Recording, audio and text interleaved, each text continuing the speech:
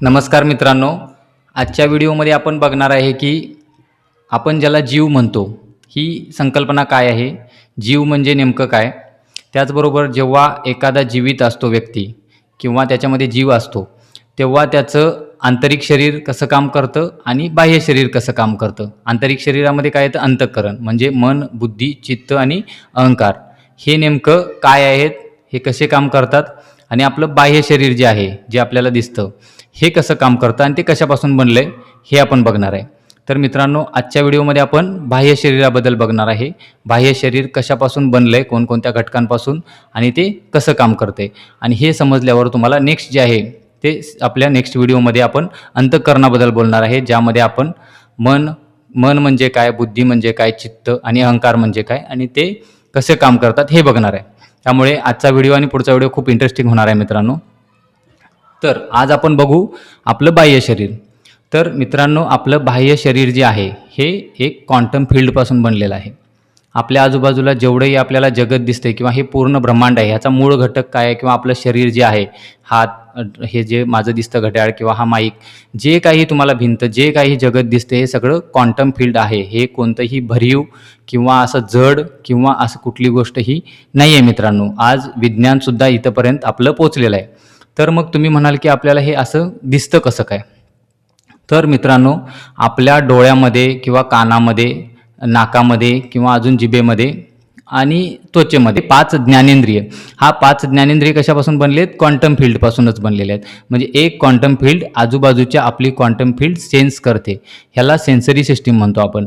तर ह्या क्वांटम फील्डनुसार आपल्याला डोळ्याला समजतं की बाहेर काय दिसतंय किंवा जिभेला कळते की चव काय आहे. म्हणजे एक प्रकारची फील्डच आहे बाहेर मित्रांनो. तर बघू आपलं शरीर जे आहे, जे आपलं मनुष्याचं शरीर आहे, ते कशापासून बनलं आहे मित्रांनो? तर ते अवयवसंस्थेपासून बनले. अवयवसंस्थेमध्ये कोणत्या कोणत्या येतील? एक पचनसंस्था आहे, समजा श्वसन संस्था आहे, मज्जासंस्था आहे, अशा वेगवेगळ्या संस्था आहेत. तर ह्या अवयवसंस्थांपासून आपलं शरीर बनतं. आता ह्या अवयवसंस्था कशापासून बनते? तर वेगवेगळे अवयव एकत्र येऊन काय बनवतात? अवयवसंस्था बनवतात. आता जसं की समजा पचनसंस्था घेतलं तर लहान आतडे, मोठे आतडे, यकृत, स्वादुपिंड असे वेगवेगळ्या अवयव एकत्र येतील आणि काय बनवतील? आपली पचनसंस्था बनवतील. आता अवयव कशापासून बनतात? अवयव जे आहे आपले, ते आपले ऊतींपासून बनतात. ऊतीला आपण टिश्यूज म्हणतो. तर टिश्यूज काय करतात? अवयव बनवतात. जसं की आता समजा मेंदू आहे, मेंदू नर्वस टिश्यूजपासून बनलेला आहे. त्याच्याबरोबर आपले जे मसल्स आहेत, हे मसल कशापासून बनलेत? मसल टिश्यूजपासून बनलेले आहेत. म्हणजे वेगवेगळे टिश्यूज एकत्र येतात आणि काय बनवतात? अवयव बनवतात आपल्या शरीराचा. आता हे टिश्यूज कशापासून बनतात? तर आपले जे टिश्यूज आहेत ते मित्रांनो पेशींपासून बनतात. म्हणजे ज्याला आपण सेल्स म्हणतो. तर ह्या पेशी म्हणजे आपल्या शरीरात जवळपास 37 लाख कोटी एवढ्या पेशी आहेत. ह्या पेशींपासून ऊती बनतात. आता ह्या पेशी कशा बनतात? पेशीचे पण वेगवेगळे अंगक आहेत. ते पेशी अंगकांपासून पेशी बनतात. उदाहरणार्थ पेशीचा न्यूक्लियस असेल, पेशीचा जो कारखाना आहे, एनर्जी जी लागते शरीराला चालवायला, ती पेशीचा एक कारखाना आहे, त्याच्यावर पेशी चालते. पेशीपासून ऊती बनतात. ऊतीपासून अवयव, अवयवसंस्था आणि शरीर असं बनतं. तर हे पेशीचा कारखाना किंवा पेशीचं न्यूक्लियस किंवा इतर घटक हे पेशीला बनवतात. मग हे घटक कशापासून बनतात? म्हणजे पेशीचा जो एनर्जी तयार करायचा कारखाना आहे किंवा पेशीचा न्यूक्लियस किंवा इतर घटक हे कशापासून बनतात मित्रांनो? महारेणूपासून बनतात. महारेणूमध्ये काय काय येतं? जसं की DNA आहे किंवा प्रोटीन आहे किंवा मग फॅट्स आहे. यापासून काय बनतो? पेशीचे अंगके बनतात, पेशी बनतात. म्हणजे DNA, फॅट्स आणि जे प्रोटीन आहे हे त्याच्यापासूनच आपलं, ते जर नसेल तर पेशी बनू शकत नाही. पेशीसाठी हे पाहिजे, म्हणून आपल्यासाठी प्रोटीन किंवा आपण फॅट्स महत्त्वाचे आहेत. तर मित्रांनो, त्याच्याच बरोबर हे प्रोटीन, फॅट्स आणि हे जसं DNA आहे, हे जे महारेणू आहेत हे कशापासून बनतात? रेणूंपासून. जसं की H2O एक रेणू आहे म्हणजे पाणी. तर ह्या रेणूपासून, अशा प्रकारच्या रेणूंपासून महारेणू बनतात. त्याच्यापासून पेशी अंगके, मग पेशी बनतात. आणि रेणू कशापासून बनतो मित्रांनो? अणूपासून. ते माहिती आहे आपल्याला. अणू म्हणजे कोणता? की जसं एलिमेंट्स आहेत, की जसं आपल्या शरीरासाठी कोणते अणू लागतात, कोणत्या एलिमेंटचे अणू लागतात? हायड्रोजन, ऑक्सिजन, कार्बन, नायट्रोजन, लोह, फॉस्फरस असे अणू लागतात. ह्या अणूंपासून काय बनतात? रेणू बनतात आणि मग त्याच्यापासून पुढं ही प्रोसेस होते. तर हे अणू नसतील तर आपलं शरीर बनू शकत नाही. म्हणजे मूळ घटक काय झाला? हे जे अणू आहेत, मी 6-7 अणू सांगितले, ह्या अणूंपासून आपलं शरीर बनतं. मूळ घटक आपल्या शरीरात आहे, इथंपर्यंत आपल्याला माहीत आहे. पण बऱ्याच लोकांना याच्या पुढं माहीत नाही की हे अणू जसं की न्यूट्रॉन, प्रोटॉन, इलेक्ट्रॉनपासून बनतात. पण हे न्यूट्रॉन आणि प्रोटॉन जे आहे हे न्यूट्रॉन आणि प्रोटॉन कॉर्क्सपासून बनतात. Up quarks, down quarks. Electron हे मूळ घटक आहे. म्हणजे आपलं शरीर कशापासून म्हणू शकतो आपण की अप कॉर्कपासून बनलेलं आहे, डाऊन कॉर्क अजून इलेक्ट्रॉन. पण हे अप कॉर्क, डाऊन कॉर्क आणि इलेक्ट्रॉन कशापासून बनलेत? हे क्वांटम फील्डपासून बनलेत. ही जी आपल्या आजूबाजूला जेवढी दिसतात वस्तू आपल्याला जड वाटतात किंवा ठोस वाटतात, त्याच्याच बरोबर आपल्याला हे दिसतात ज्या गोष्टी बाहेर की आपल्याला वाटते की ह्या एकदम ठोस आहेत, जड आहेत, भरीव आहेत, ह्या कशापासून बनलेत? क्वांटम फील्डपासून बनलेत. तर मित्रांनो, मी सुरुवातीलाच तुम्हाला सांगितलं की ही जी क्वांटम फील्ड आहे, अणु रेणू आहेत किंवा कॉर्क्स आहेत, याच्यापासूनच आपलं शरीर बनलेलं आहे आणि बाहेरचं जगत देखील बनलेलं आहे. मग मी एवढं सगळं का सांगतोय मित्रांनो? कारण ही क्वांटम फील्ड आहे किंवा हे अणु रेणू आहेत, पेशी आहेत, ह्या एकदम अस्थिर स्वभावाच्या आहेत. म्हणजे ह्याच्यामध्ये चंचलता खूप दिसते, गती दिसते, अस्थिरता दिसते, ह्या स्थिर नाही आहेत. म्हणजे ह्यांच्या आजूबाजूला एक अणू आहे समजा, किंवा क्वांटम फील्डपासूनच अणू बनतो. एक अणू आहे, त्याच्या शेजारी दुसरा अणू आला तर लगेच तो त्याच्याबरोबर तादात्म्य करायचा प्रयत्न करतो, त्याच्याबरोबर संबंध प्रस्थापित करायचा प्रयत्न करतो, जेणेकरून त्याला एक स्थिरता येईल. म्हणजे बाहेरचं जग स्थिरतेच्या शोधात आहे, तर त्याच्यामुळे ते एक प्रकारचं कंटिन्युअस साईडच्या अणूबरोबर, रेणूबरोबर रिॲक्शन करत राहतं. उदाहरणार्थ जर समजा एखादा पोटॅशियमचा अणू आहे आणि एखादा क्लोराईडचा अणू आहे, ते जवळ आले की त्यांचे स्वतःचे गुणधर्म विसरून ते मीठ तयार करतात, NaCl तयार होतो. त्याचबरोबर समजा एखादा अजून दुसरा अणू असेल, तर हे कायम घडत असते मित्रांनो. तर याच्यावरून मला तुम्हाला एक सांगायचं आहे की हे जे बाहेरची क्वांटम फील्ड आहे किंवा अणू आहेत, रेणू आहेत, हे चंचल स्वभावाचे आहेत, अस्थिर स्वभावाचे आहेत, गतिशील आहेत.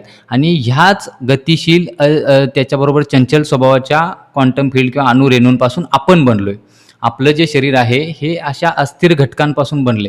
त्यामुळे आपल्यामध्ये देखील ती अहमवृत्ती जी आहे ती पाहायला मिळते, जी सतत काहीतरी बाहेरच्या जगात शोधत असते, तादात्म्य बनवायचा प्रयत्न करते, संबंध प्रस्थापित करून पूर्णता मिळवायचा प्रयत्न करते, जेणेकरून माझ्या शरीरात, ह्या मशीनमध्ये, शरीररूपी मशीनमध्ये एक होल आहे, ते होल मुजवायचा प्रयत्न करते. म्हणून मी तुम्हाला एवढं सगळं सांगितलं की बाहेरच्या जगामध्ये, ह्या क्वांटम फील्डमध्ये किंवा आपलं जे शरीर ज्याच्यापासून बनलं आहे, अणुरेणूंपासून किंवा बाहेरचं जग पण, यामध्ये एक सतत एक भूक आहे किंवा एक सतत अनिश्चितता आहे. त्याचबरोबर बाहेरचं जग आणि हे आपलं शरीर ज्याच्यापासून बनलं आहे, यामध्ये एक सतत अस्थिरता आहे. आणि ही अस्थिरता जी आहे, ह्या अस्थिरतेच्या घटकांपासूनच आपण बनलोय, म्हणून आपल्यात देखील ही अस्थिरता पाहायला मिळते. तर मित्रांनो, मला तुम्हाला हे सांगायचं आहे की अशा या अस्थिर क्वांटम फील्ड किंवा अस्थिर अणुरेणूंपासून आपलं शरीर आणि आपलं अंतःकरण बनले. त्यामुळं आपलं अंतःकरण देखील हे अस्थिरच राहणार. तर हे आपण जेव्हा जन्माला येतो तेव्हापासून आपलं हे अंतःकरण हे आहे, हे अस्थिर राहतं मित्रांनो. तर याच्यावर उपाय काय? त्यामुळेच आपण कायम अतृप्ती अनुभव करतो किंवा आपल्यामध्ये जो इगो तयार होतो ते ह्याच वृत्तीमुळे तयार होतो, ज्याला आपण अहमवृत्ती म्हणतो. की ह्या बाहेरच्या जगामध्ये आणि प्रत्येक कणाकणामध्ये, ज्याला पंचतत्व म्हणतो आपण, ह्या प्रत्येक कणाकणामध्ये अहमवृत्ती आहे. ती सुप्त स्वरूपात आहे, ती दिसत नाही, त्यामुळे आपल्याला वाटते ती निर्जीव आहे. पण त्याच सुप्त वृत्तीपासून, अहमवृत्तीपासून, म्हणजे त्या कणांपासून जेव्हा आपलं शरीर बनतं तेव्हा त्यामध्ये ती अहमवृत्ती व्यक्तिगत बनते. त्याला आपण व्यक्तिगत अहंकार म्हणतो. म्हणजे बाहेरच्या ब्रह्मांडातील कणांपासून जेव्हा आपलं शरीर आपल्या आईच्या पोटात बनतं तेव्हा काय होतं, ती जी अहमवृत्ती आहे त्या कणांमधली, ती आपली व्यक्तिगत शरीररूपी व्यक्तिगत अहमवृत्ती बनते. मग त्याला आपण व्यक्तिगत अहंकार म्हणतो, अहम म्हणतो किंवा मी भाव म्हणतो, मी म्हणायला लागतो मित्रांनो. म्हणून मला हे एवढं सगळं एक्सप्लेन करायचं होतं की जेणेकरून बाहेरचं जग कसं आहे आणि त्या बाहेरच्या जगातली अस्थिरता आपल्या शरीरात कशी येते, अगदी जन्मापासून. तर एवढं सगळं ऐकल्यावर तुम्ही म्हणाल याचा अध्यात्माशी काय संबंध आहे? तर मित्रांनो, हे जे बाहेरचं जगत आहे, ब्रह्मांडातली कण आहेत, हे सतत एकमेकाबरोबर गतिशील असतात, त्याचबरोबर ते अस्थिर असतात. ह्या अस्थिरतेतून ते अनेक वेळा त्यांची ओळख विसरतात, नवीन काहीतरी तयार होतात. पण ह्या ट्रान्झिशनमध्ये किंवा ह्या बदलेमध्ये, बदल जो होतो त्या बदलांमध्ये ते दुःख अनुभव करत नाहीत किंवा त्यांना त्रास होत नाही, पीडा होत नाही किंवा वाईट वाटत नाही, प्रतिष्ठा गेल्यासारखं, मान सन्मान गेल्यासारखं, काहीतरी हरवल्यासारखं किंवा एकाकीपणा वाटत नाही. पण हे जेव्हा घटक आहेत त्याच्यापासून आपलं शरीर बनतं आणि अंतःकरण बनतं, तेव्हा हे अंतःकरणामध्ये एक एरर असा येतो की त्या एररमुळे आपल्याला कायम असं वाटत राहतं की एखाद्या आपल्या आयुष्यात अशा घटना घडल्या तर आपल्याला वाईट वाटत राहतं, दुःख वाटत राहतं, अतृप्ती वाटत राहते, कायम अशांती वाटत राहते, माझ्यामध्ये काहीतरी कमी आहे, हे अहमला सारखं वाटत राहतं. तर मित्रांनो हे आपण नेक्स्ट व्हिडिओमध्ये बघणार आहे की आपलं अंतःकरण कसं काम करतं आणि हे अंतःकरण कशापासून आपलं कसं कसं काम करतं आणि कशापासून बनलेलं आहे मित्रांनो, हे आपण नेक्स्ट व्हिडिओत बघणार आहे. आणि याच्यावर जे अंतःकरण जे आपलं अशांत असतं त्याच्यामुळेच आपण दुःख, त्रास, पीडा किंवा वाईट वाटणे, प्रतिष्ठा जाणे किंवा अजून असुरक्षितता वाटणे, क्रोध येणे, लोभ, मत्सर, मोह, ईर्ष्या यांच्या आहारी जातो. ते याच गोष्टीमुळे जातो आणि त्याच्यावर उपाय काय ते पण आपण बघणार आहे मित्रांनो हे नेक्स्ट व्हिडिओमध्ये. चला तर भेटू नेक्स्ट व्हिडिओमध्ये.